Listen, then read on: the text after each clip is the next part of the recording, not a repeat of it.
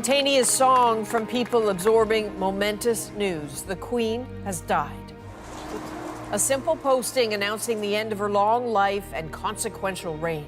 We've all known just one Queen. She's the person we've always looked up to. Her family rushing to her side at her beloved Balmoral. As news from Scotland spread quickly. She was our Queen for almost half of Canada's existence. Canada loses a Queen and immediately gains a King, Charles III. Of course, we're behind him. It's definitely going to be an interesting adjustment. The son's new role modeled by his mother over decades. My whole life, whether it's been long or short, shall be devoted to your service. Better days will return. A voice that aimed to comfort, now still.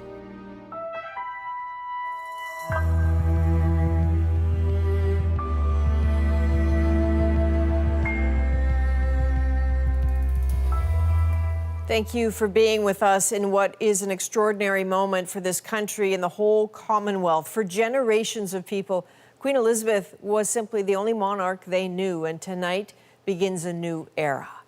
This is the scene outside Buckingham Palace this evening where she lived for most of her reign. So this is where people have been coming all day and all night to pay their respects.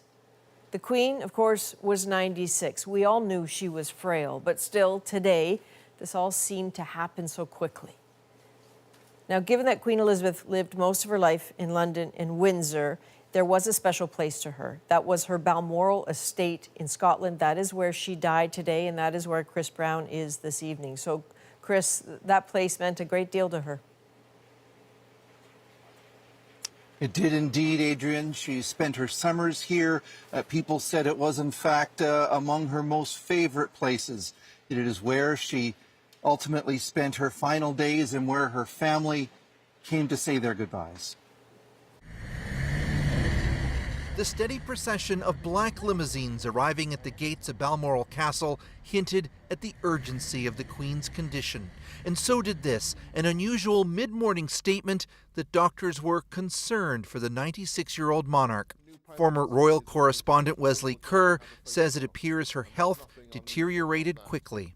She was still well enough as recently as Tuesday to receive the resignation of her 14th Prime Minister, Boris Johnson, and appoint her 15th Prime Minister, Liz Truss. The Queen was jolly and in a good mood, and we saw her there, although looking frail. By mid-afternoon, a jet carrying her sons, Princes Andrew and Edward, and her grandson, Prince William, touched down in nearby foggy Aberdeen. Her eldest son, Charles, the heir to the throne, was already at her side. And Prince Harry, who'd been in Germany, headed to Balmoral too, although he wouldn't make it in time. In Britain's House of Commons, anxious parliamentarians sent their best wishes. We send our best wishes to Her Majesty the Queen. And the country held its collective breath. Then, around 6:30 local time, this is how the BBC, the public broadcaster, broke the momentous news. A few moments ago, Buckingham Palace announced the death of Her Majesty Queen Elizabeth II. The flags at Downing Street were immediately lowered, and Prime Minister Liz Truss made a statement. It's an extraordinary achievement to have presided with such dignity and grace for 70 years. In return, she was loved and admired by the people in the United Kingdom and all around the world. The last time most people saw the Queen in public was in June from the balcony of Buckingham Palace during her 70th Jubilee. At the time, it felt like a farewell. This is a cataclysmic event. It's not a shocking or surprising event, but Elizabeth, Lilibet, has been such a fixture on the British scene, on the world scene, for these remarkable 70 years as a monarch and for a life that goes back to 1926. For most of that time, the most famous woman in the world, but really never seemed to put a foot wrong, just a life of amazing duty, service, hard work, incredible energy. Tonight, Britain has a new monarch, King Charles III, the oldest and longest-serving heir apparent in British history. He has already had his first conversation with Britain's Prime Minister. He plans to make his first address to the nation and the Commonwealth on Friday. This was not a day to talk about funeral or logistics, although that will dominate events over the next few days. Instead, commentators focused on the Queen, on her life and her legacy, and the strange sensation of a Great Britain without her. Adrienne. And Chris, I know it's raining, I know it's dark. People started gathering there as soon as the news broke. You might not be able to see much, but can you give us a sense of the flavor of the scene there tonight? Well, we are right here next to the gates. It is in a downpour.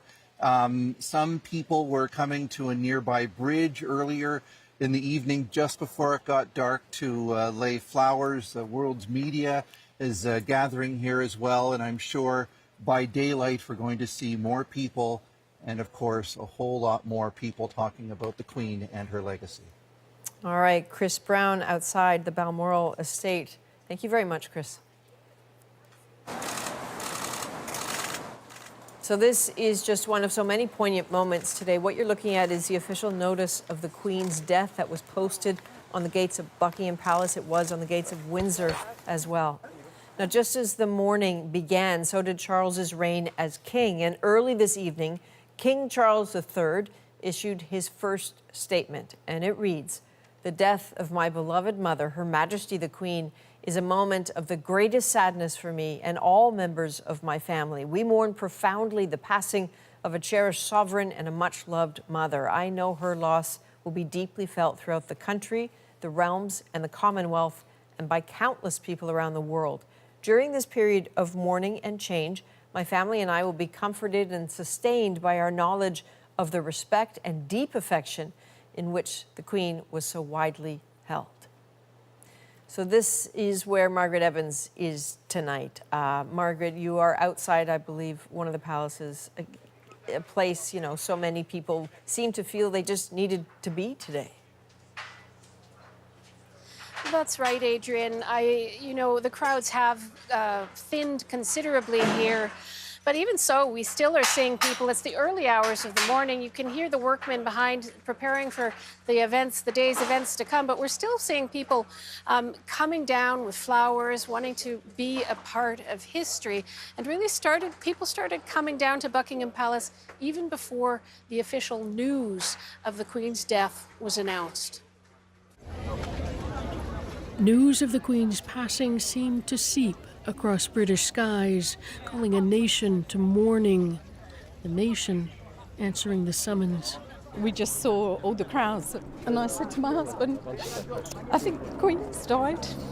She meant everything to me, my family, a sense of community, loyalty, giving back to communities.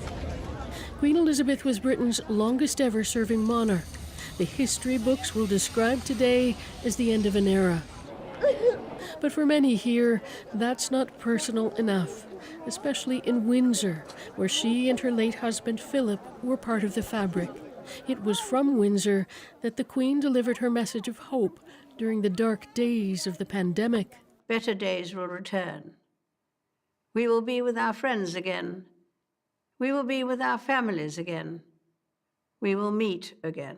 She's a person we've always looked up to. Somehow, it's just a sad day. Just a very, very sad day. She led this country with great reverence and duty and respect and honor, and I just don't know if there will be another like her. Princess Elizabeth, as she then was, grew up in front of the nation she would one day lead, becoming queen and head of the Commonwealth at just 25. After her father's death in 1952. Elizabeth is led here in solemn procession to be The legacy of her reign was formed, say many, by a profound sense of duty, one that remained with her throughout 7 decades on the throne, and bringing with it a sense of stability for the nation during troubled times. There was a growing frailty in the Queen's appearance in recent years, and earlier this year, her son and heir, Charles, now King Charles, read the speech from the throne for his mother for the first time. But even just a few days before her death, the Queen was performing public duties again, meeting the United Kingdom's latest Prime Minister, her 15th. Prime Minister Truss today turning the page in an address to the nation.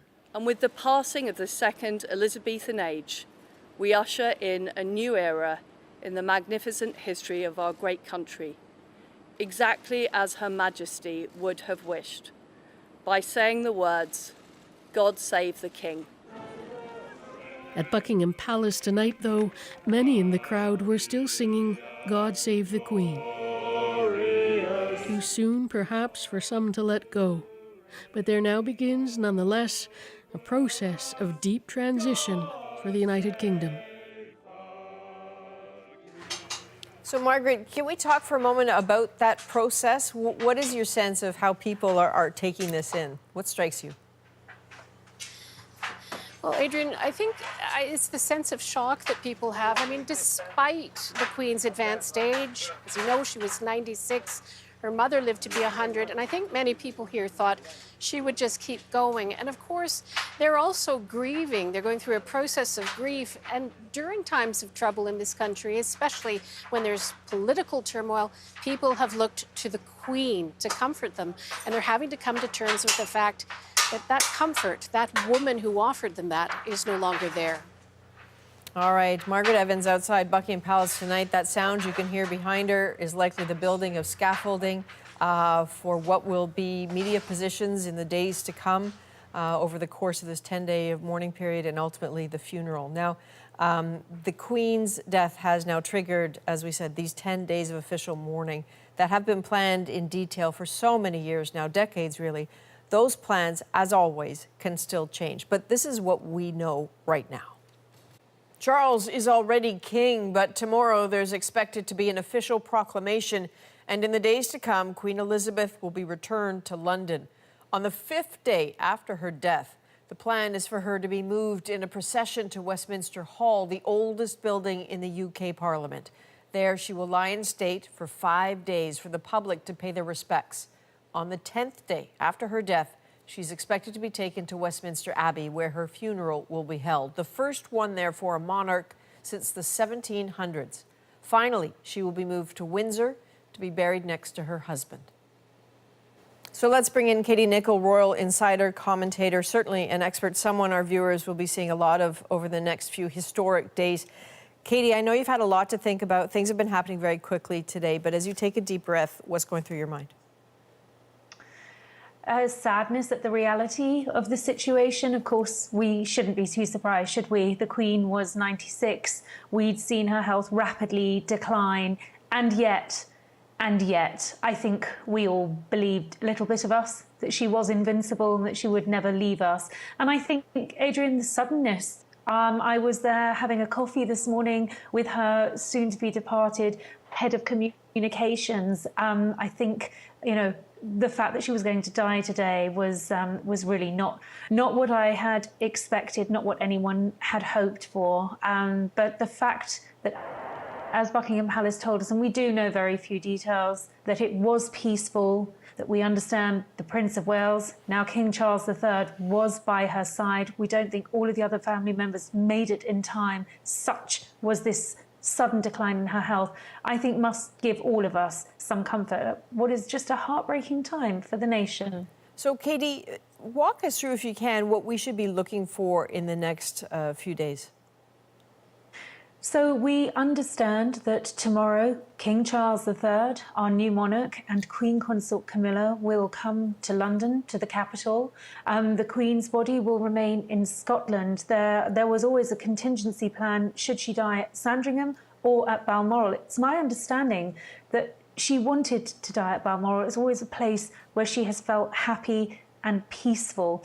She will lie in state in Edinburgh before being brought to London, where she will lie in state at Westminster Hall, and after 10 days of mourning, and expect, by the way, the queues to, I think, snake through the streets of London as people queue to see their Queen, this record-breaking monarch, their monarch, lying in state. This will culminate after around 10 days of official mourning, with the first state funeral we've had in this country since Winston Churchill, before the Queen makes her final journey to St George's Chapel in Windsor, where she will finally be laid to rest with her beloved late husband, the Duke of Edinburgh. All right, Katie Nicholl in London, thank you very much. I suspect we'll see you soon, Katie. Thank you.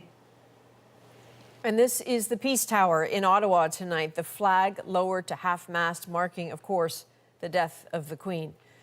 Ascending the throne when Louis Saint Laurent was this country's prime minister, the Queen reigned as Canada's head of state for 7 decades. Ashley Burke now on the reaction in Ottawa. The Queen's representative in Canada, the first to sign a book of condolences. She says the Queen will always have a place here. She called Canada her second home. Mary Simon made history, becoming Canada's first Indigenous Governor-General, and in March met the Queen for the first time. Her Majesty said to me, "Be gentle with yourself."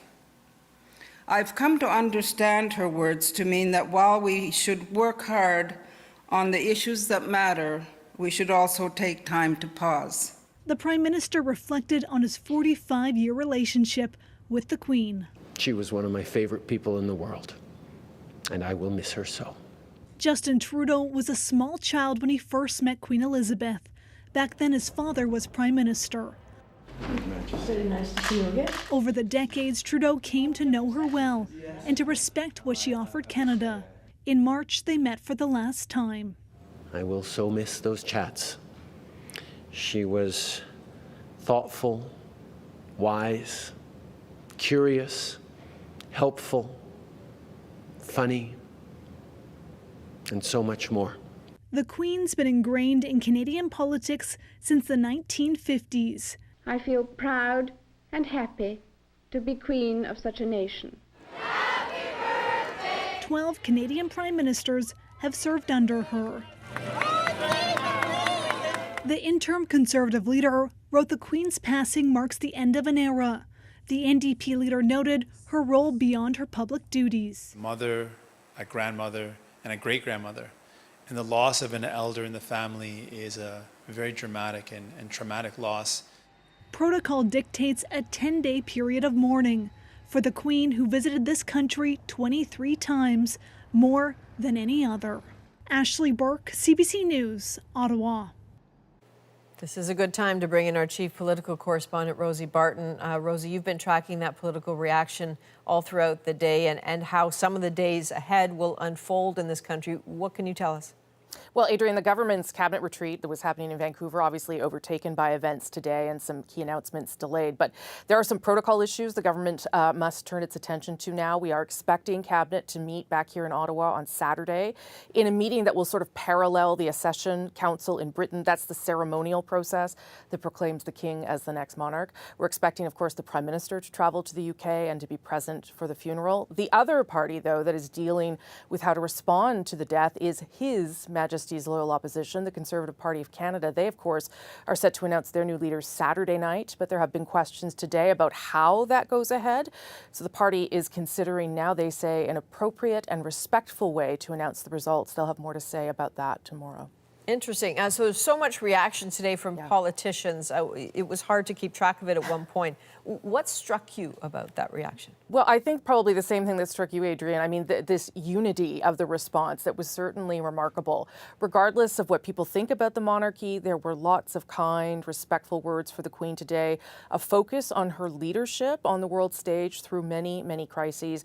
What you heard time and again, though, is that every politician or leader have these deeply personal anecdotes about their interactions with the Queen. I know you're going to talk to some prime ministers about that, and being just a regular person with them. I think that certainly speaks to Her Majesty's ability to connect with them, and it certainly reflects public opinion polls in Canada that show Canadians appreciated the Queen as an individual, but that the monarchy may have a much more difficult road ahead in this country without her.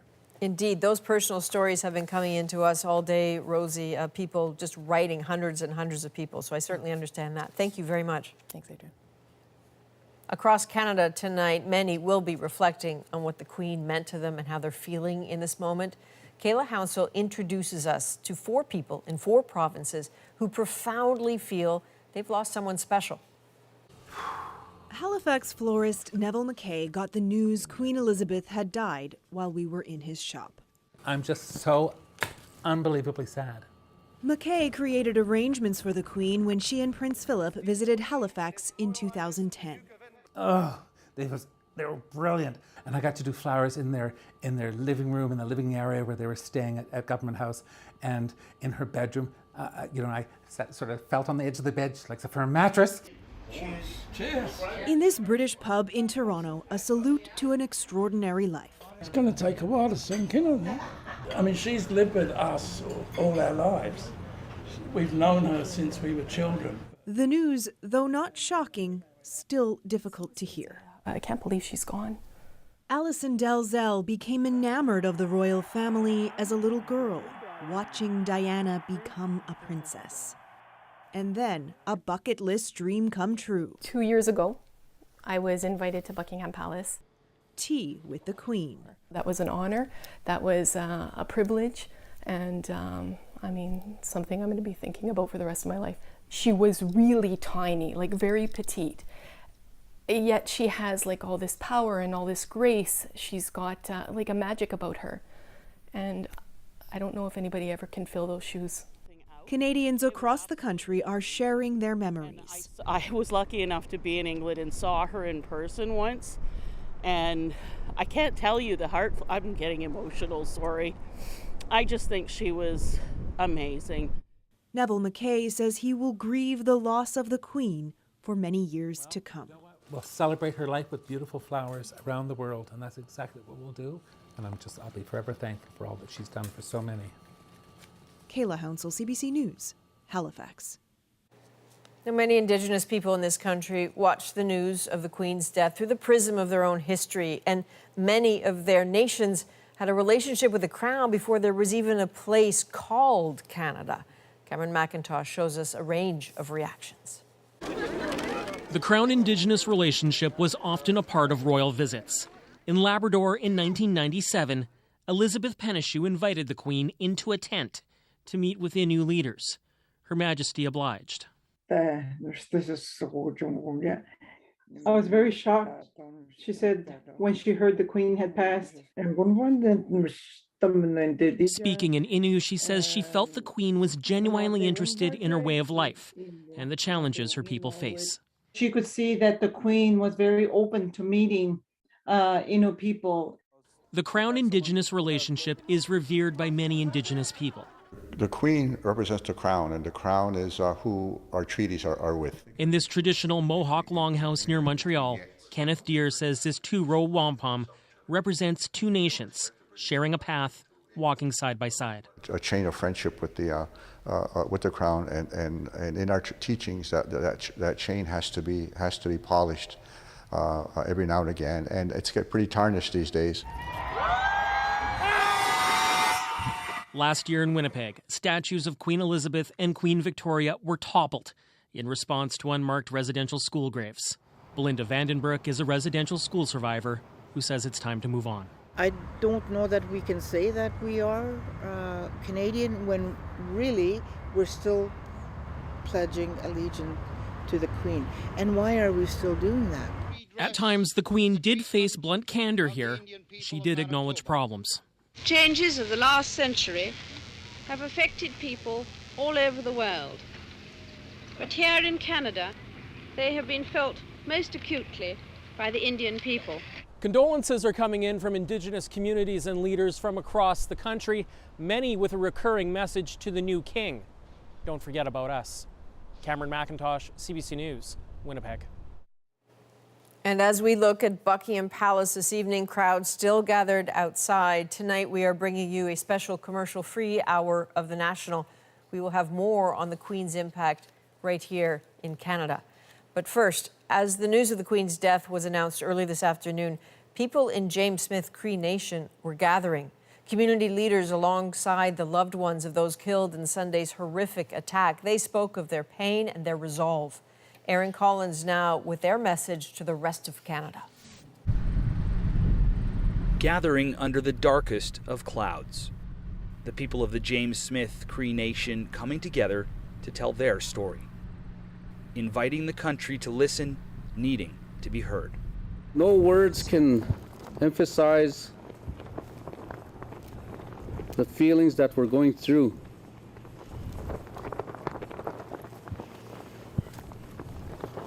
There are a lot of us, the families, the membership that are seeking help. There's a lot of emotions right now. The trauma here is woven like a knot. Her husband is accused of killing my sister. Our family is here to forgive. This woman shouldn't have to bear that kind of guilt and shame. Unraveling it will take time. It takes courage to share this kind of pain, to ask for help. This is something that can be avoided. We can avoid this. You know, we've heard First Nations tribal police. You know, we need First Nations justice systems.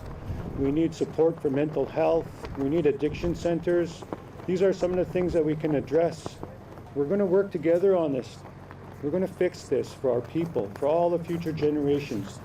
Of course, these words have been spoken before, but today, a promise to listen. Please know that you are not finding your way through this alone. We all find our way. We are all reaching out to support you and your families through what we know is an unthinkable and senseless tragedy. There are questions here about how this tragedy could have happened, but those answers aren't coming today. The focus now on moving forward. It'll take a while for our community to heal. And we're starting that process today. As you can see, so many tents around here in our teepees. The fires that were lit for their families will be soon put out when we are done our grieving. It's windy. They're here with us. Very strong wind. Tents are going up here, a place for gathering, for ceremony, for this community to exhale. Small cracks in the darkness that hangs over this place. Aaron Collins, CBC News on the James Smith Cree Nation.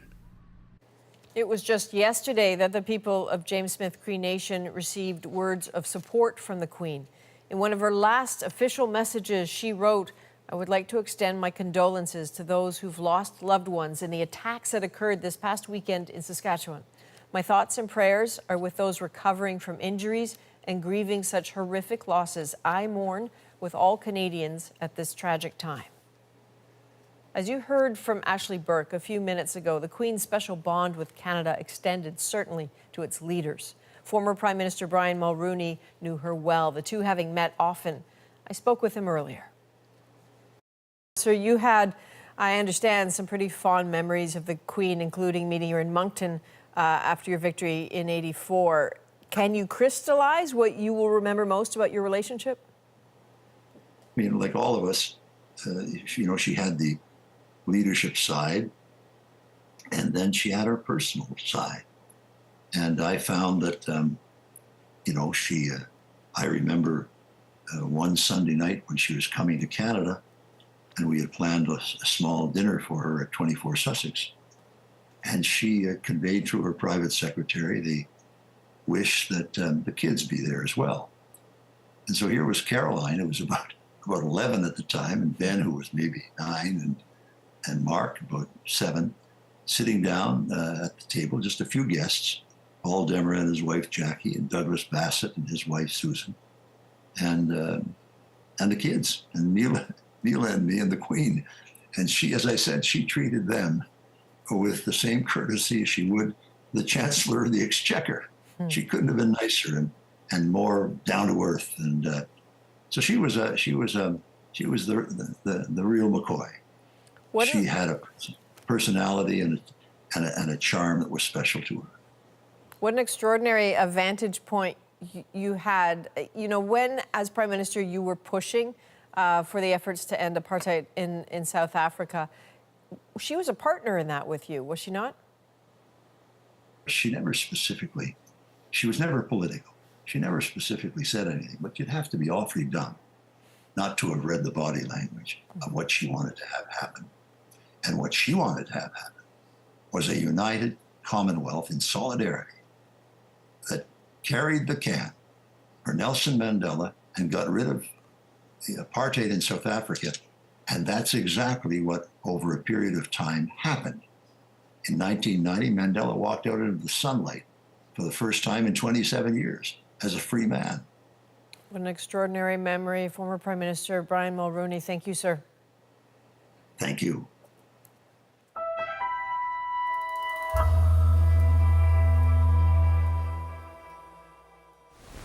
I declare before you all that my whole life, whether it be long or short, shall be devoted to your service and to the service of our great imperial family. Princess Elizabeth was not always destined for the throne, but twists of fate put her there early, where she remained for 70 years. Longer than any other British monarch in history.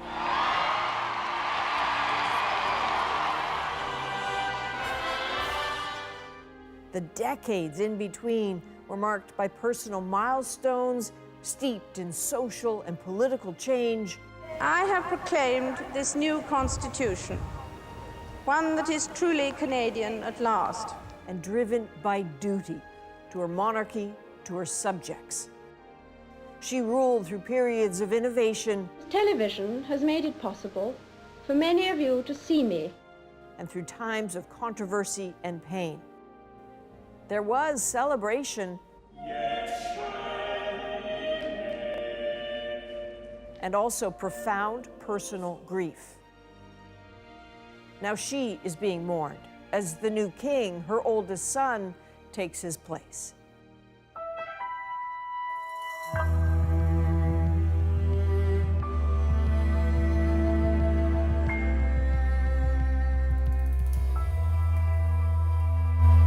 And let us head back now to Margaret Evans, again at Buckingham Palace. Margaret, this has been a place of mourning today.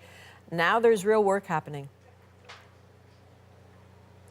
That's right, Adrienne. I'm standing in a row of media, lots of media down here all day today. Those numbers are just going to grow in the days ahead as this country and as the world prepare to say farewell to Queen Elizabeth. The noise you can hear behind me are rows of scaffolding being built up so that people can get a better view of Buckingham Palace behind me, where some people are still laying flowers tonight. And so, Margaret, you know, this Queen's death comes at a time, it's a pretty trying time for many people there. I mean, we have political upheaval, inflation, the war in Ukraine. She's always had a place in those moments. She has, and before that, of course, the pandemic. I mean, even really before she became a queen, when she was just a princess, she was making broadcasts to the nation during the Second World War to offer comfort to other children who were being separated from their families. More recently in the history of this country, of course, we've seen really deep political divisions because of the referendum on European Union. Britain left the European Union in what many people see or saw as a great wrench. She has always been able to present herself as a unifying force because she has remained so apolitical. That has been a signature part of her reign, if you like. All right, Margaret Evans outside a very busy, noisy Buckingham Palace deep in the middle of the night. Thank you, Margaret. The Queen of Britain and the Queen of Canada was a global figure whose fame reached obviously far beyond those countries for so many decades. Ellen Morrow now has reaction from the world. Königin Elisabeth II ist tot. Rarely does news that was inevitable unite the world in shock. Across continents, the announcement of Queen Elizabeth's death took over regular programming as global leaders expressed their sorrow. President Joe Biden, the 14th U.S. leader of the Queen's reign, signed a condolence book at the British Embassy in Washington. In a statement, Biden wrote, "The Queen was more than a monarch. She helped make our relationship special." In the memory of Her Majesty Queen Elizabeth II. At the United Nations, a moment of silence. That same ritual repeated at soccer matches across Europe. In Paris, the Eiffel Tower went dark, and on the streets, disbelief. It's the end of an era, this woman says. On Twitter, French President Emmanuel Macron wrote, "Queen Elizabeth embodied continuity and unity, a kind-hearted queen who has left a lasting impression." A similar tribute came from Indian Prime Minister Narendra Modi, calling the Queen a stalwart of our times who personified dignity and decency in public life. The Queen visited 117 countries, was head of state of 15 when she died, including Nigeria, a Commonwealth nation. The Queen has lived like she was never going to die. New Zealand is also in the Commonwealth, one of the Queen's proudest legacies. Prime Minister Jacinda Ardern reflected on the Queen's service. A chapter is closing today, and with that, we share our thanks for an incredible woman. A queen being remembered as a symbol of stability in an ever-changing world. Ellen Morrow, CBC News, Toronto. A sense of that stability. 9 out of 10 Canadians have only ever known one monarch, Queen Elizabeth. In an instant, that has changed. Charles III is the new head of state. Hannah Thibodeau looks at what happens next as Canada considers the reign of a king. At the British High Commission in Ottawa, tributes to Queen Elizabeth. She was a figure we thought would live forever. She was a perfect symbol for the monarchy. I think she's a symbol of a time that's now past. I think now, more so than ever, it really feels it's the end of an era. And looking ahead to the new king. King Charles, well, I think they're very, very big shoes to fill. At the moment the Queen died, Prince Charles became King Charles III, assuming new duties while mourning his beloved mother. At the age of 73, he is the oldest to take the British throne. But there are many steps before he's crowned. First, a body known as the Accession Council will proclaim him king. He'll then meet with the council in person, and then, to a fanfare of trumpets and a gun salute, a ceremonial official will proclaim him publicly, calling out for the first time since 1952, "God Save the King." There is no timeline yet for when the coronation will happen. For Elizabeth, it took more than a year. No, we've never seen a coronation. So I don't really know what to feel about that. Yeah, but it's always been God Save the Queen. It just feels very weird to have a king. And I think a lot of people have a fondness of the Queen, even if they're not royalists or don't particularly like the royal family. Everyone loves the Queen. So I think it will be a big change to have Charles in power, for sure. He's pretty sturdy, so he'll probably continue on the same momentum. After more than 70 years as heir apparent, Charles now has a monumental task, defining what his reign will look like. Hannah Thibodeau, CBC News, Ottawa. And King Charles III will now, of course, be represented in this country by Governor General Mary Simon. 13 governors general have served during Queen Elizabeth's long reign. One of them is former Governor General Adrienne Clarkson, who's with me now in studio. Dare I say, welcome home to you. Thank you so much. It's wonderful to be in a television studio again, a real one. A real one, indeed. You know, as so many Canadians are remembering Her Majesty today, we've had this conversation before about her. What words come to mind for you?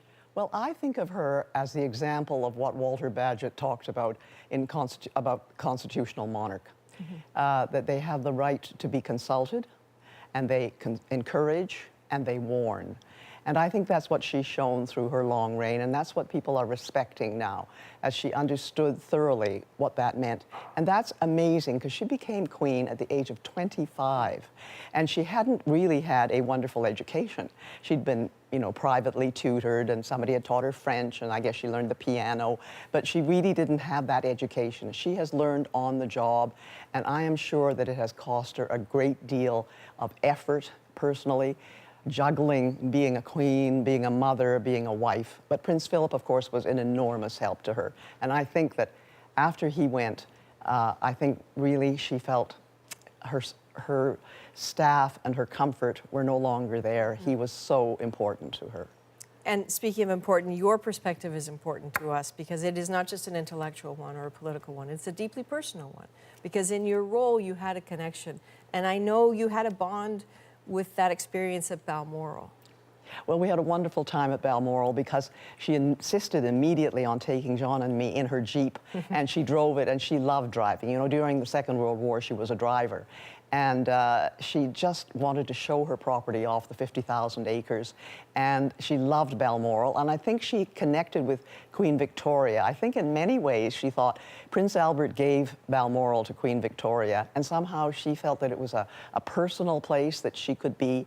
And to be welcomed there and to have that personal connection with her, to see her passion for it, was really quite fun and extraordinary. And on her bagpipes, which played for us, she played only Canadian music. Oh, come on. Canadian music, you know, the Royal 22nd song, everything was Canadian. And she made a point of that. She said, "We have Canadian music for you," which was really terrific. Was she funny? I think she had a kind of dry wit. I think she was a very shy person, which is a typical elder daughter of somebody like the Queen Mother, who was very flamboyant in many ways, and, you know, flirty and all of that. And I think that she had a quiet wit, which she and Prince Philip shared. And I think she also had the experience of meeting so many people that she kept her powder dry, so she was able to look at things, I think, quite with a certain sense of irony. Extraordinary. So grateful for you being here, so grateful for your analysis always, and also nice to see you. Lovely to see you, Adrienne. Take care, Adrienne. So, serving for more than 70 years on the throne obviously took strength, it took resolve, but also a great sense of humor, as we have heard. David Common shows us the lighter side of the Queen's reign. Over her long reign, there have certainly been lighter moments. Gasp all the way around the stadium. The helicopter jump, not really her, of course, to open the London Olympics. Tea? Oh, yes, please. A sit-down with Paddington for her Jubilee. You would like a marmalade sandwich? I keep mine in here. Oh. For later. A playful challenge with the Obamas. Would you like to watch it together? Yes. Let's have a look. Hey, Prince Harry, remember when you told us to bring it at the Invictus Games? Careful what you wish for. Boom. Oh, really? Please. Boom. In 1947, you famously vowed that your whole life would be devoted to the service of the Commonwealth. Celebrating her then 63rd year on the throne, the monarch unleashed her dry humor on Justin Trudeau. Thank you, Mr. Prime Minister of Canada, for making me feel so old. Balmoral, the favorite of her estates, is vast, with the occasional rambling tourist, and a queen who preferred a low profile there. She would go out at lunchtime for picnics, and very often it would just be the police officer and Her Majesty. Richard Griffin remembered two Americans. It was clear from the moment that we first stopped they hadn't recognised the Queen. And I could see it coming, and sure enough, he said to Her Majesty, "And where do you live?" And she said, "Well, I live in London, but I've got a holiday home just the other side of the hills." And he said, "Well, how often have you been coming up here?" "Oh," she said, "I've been coming up here ever since I was a little girl, so over 80 years. And you could see the clogs thinking. He said, "Well, if you've been coming up here for 80 years, you must have met the Queen." And as quick as a flash says, well, I haven't, but Dick here meets her regularly. Mistaken identity also struck in 1991 when a copper thought she was some old dear who was lost. The Queen simply replied, I think if you check, I will be allowed to come in. It seemed always to be her horses which brought such joy, but not necessarily all the lavish perks of her position, including riding in this carriage. Horrible. It's not meant for travelling in at all. A sense for irony and a dry wit, often hidden behind royal stoicism, but always there. Her Majesty, Mummy. David Common, CBC News, Toronto. Oh, lovely. The Queen's loss is being felt even by her fictional friends. Paddington Bear, with whom she shared tea and possibly a marmalade sandwich during her Platinum Jubilee, tweeted the simple but poignant tribute, "Thank you, ma'am, for everything." Now, we've been hearing from many who got to know the private person behind the throne. Former Prime Minister Jean Chrétien first met her in 1967, and I spoke with him earlier. Former Prime Minister Jean Chrétien is doing us the honor of being with us here on set tonight. Thank you very, very much. You know, you have this incredibly long history with the Queen. You met her very early in your political career. And I'm just wondering, as you were thinking today, what was going through your mind? But, you know, I was a very lucky person. I met her in 1967. I met her dozens of times. And she was always very nice and gracious and you know, and we spent good times together. We spent one time in the north, we were 4 or 5 days together, and traveling the same little plane from Eskimo village to another one. And, you know, we were three. Most of the time, Prince Philip was with the pilot in the front, and I was with the Queen and Air Marshal from the British Air Force. And the two of them were practicing their French with me for hours. So it was, she was a fantastic person and a fantastic monarch too. And she was respected around the globe. I had the privilege to be at many meetings of the Commonwealth when she was there. And it was always a feast for the people when she was arriving. One of the favorite things I have in my mind about the relationship between the two of you is that all these pictures of her smiling, I think you really made her laugh. Yes, yes. She had a great sense of humor. She liked, you know, I would just tell you an incident. One day, it was in '95, and one Canadian guy managed to use my name and talk to her. And he was crazy. And poor Queen, it was a few days before the referendum, and she handled that very gracefully. Probably some words she did not understand because they were a bit visual type, and so on. So when I met her, a few days later at a Commonwealth meeting in Commonwealth, in New Zealand, I said, "Your Majesty, I'm terribly sorry, you know, for what happened to you." And she had a smile and she said, "I thought you were drunk." And, you know, so, you know, that's the kind of person she was. You know, she was not upset with me because I had nothing to do, but she took it in good grace, as she was all the time. And someone, you know, she was surrounded by so much formality. Do you think that the fact that you were just yourself with her made a difference? She was a nice person, and we could have very many small conversations like any other citizen. And she was interested in a lot of things. She was extremely well briefed about Canada, because when you meet her and you're the Prime Minister, she has to receive you in private before having the social meeting. And we're supposed to brief her on what's going on. And at the time of the patriation of the Constitution, the last briefing I had with her on the patriation of the Constitution, I said, "Your Majesty, it will be very interesting for me if I could brief you in French." So in theory, the last law that was passed by the British Parliament on Canada, the briefing to the Queen was made in other official language. You know, 70 years of perfect services. That's unbelievable. It is. Thank you very much. Thank you, Prime Minister. Thank you. While the Queen traveled to well over 100 countries during her reign, no place did she visit more often than this one, than Canada.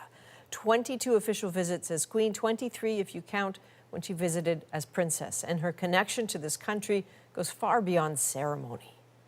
Princess Elizabeth and the Duke of Edinburgh set foot in Canada. Royal life is by its nature choreographed. The Queen surrounded by a wall of pomp and circumstance. But from her first trip here as a princess in 1951, the Queen has reached across that barrier, connecting with people. From Canadians, I have received encouragement and strength.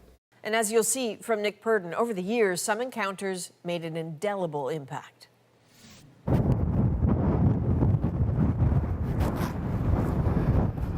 The royal train arrived on Sunday afternoon. I was on the roof of the barn, looking with my binoculars, seeing the train roll in. That was more than 50 years ago when the Queen came to the tiny town of Carberry, Manitoba. Brian Bailey still remembers it well.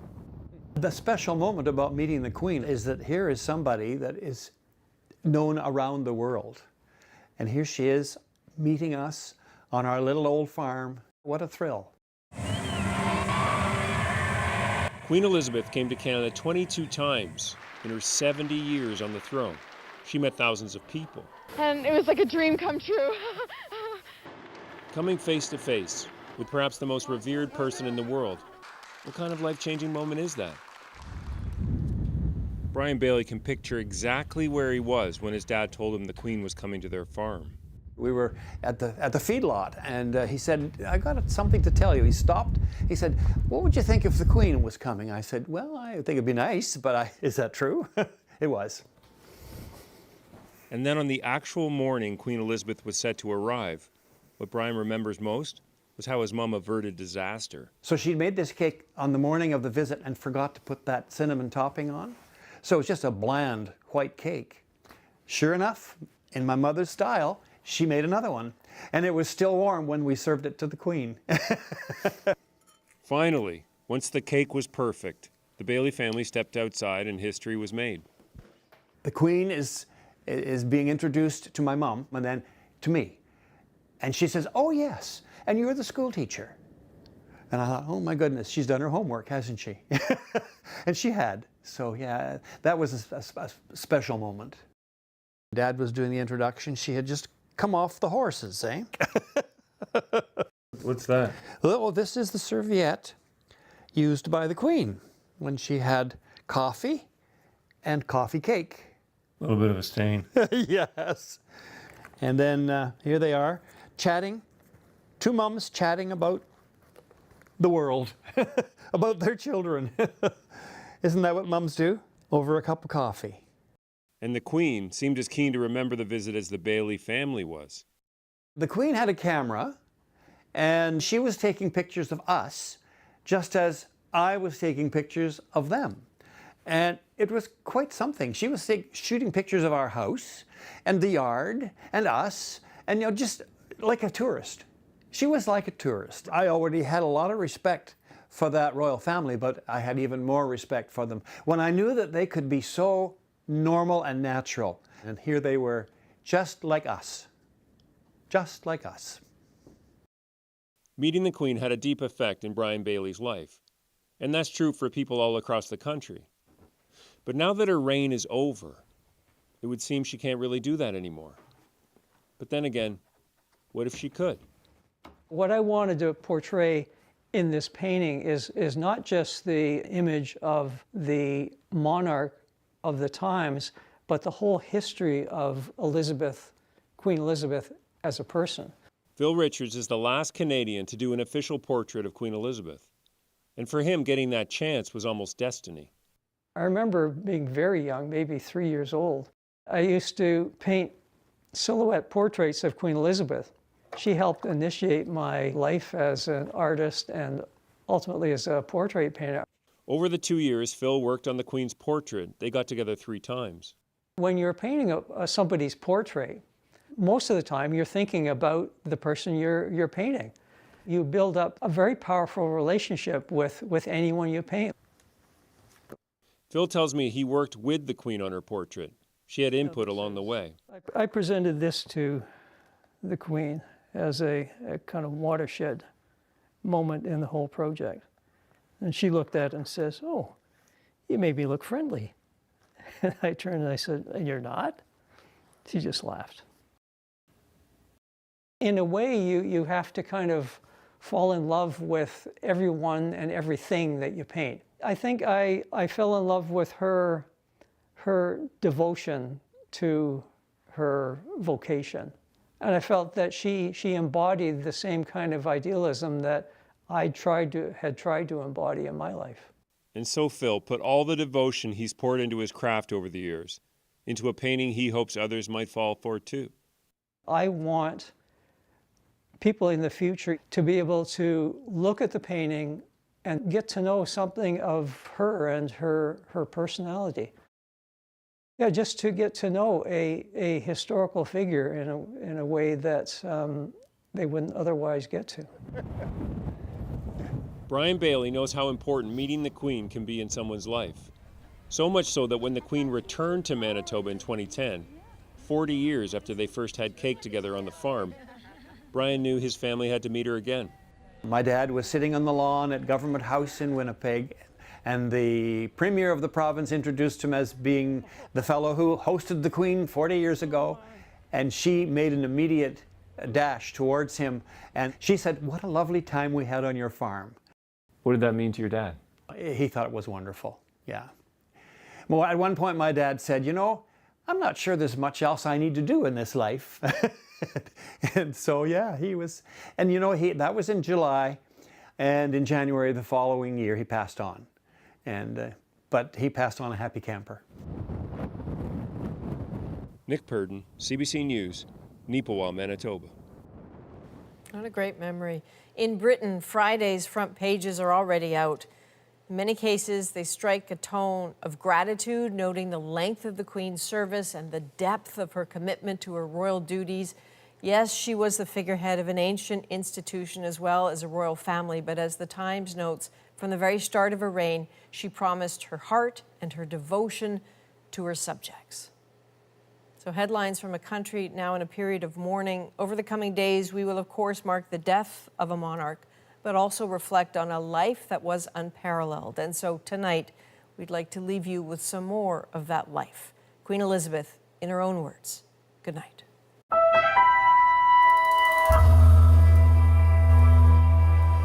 I declare before you all that my whole life, whether it be long or short, shall be devoted to your service and to the service of our great imperial family to which we all belong. The context of the lives of the next generation is being set here and now, not so much by the legacy of science or wealth or political structure that we shall leave behind us, but by the example of our attitudes and behavior to one another. Some people feel that their own beliefs are being threatened. Some are unhappy about unfamiliar cultures. They all need to be reassured that there is so much to be gained by reaching out to others, that diversity is indeed a strength and not a threat. To be inspirational, you don't have to save lives or win medals. I often draw strength from meeting ordinary people doing extraordinary things. Volunteers, carers, community organizers, and good neighbors. Unsung heroes whose quiet dedication makes them special. They are an inspiration to those who know them. In our lives, Mr. President, we have seen the worst, but also the best of our continent. We have witnessed how quickly things can change for the better. But we know that we must work hard to maintain the benefits of the post-war world. It is my hope that when judged by future generations, our sincerity, our willingness to take a lead, and our determination to do the right thing will stand the test of time. As Groucho Marx once said, anyone can get old. All you have to do is to live long enough. Inevitably, a long life can pass by many milestones. My own is no exception. But I thank you all, and the many others at home and overseas, for your touching messages of great kindness.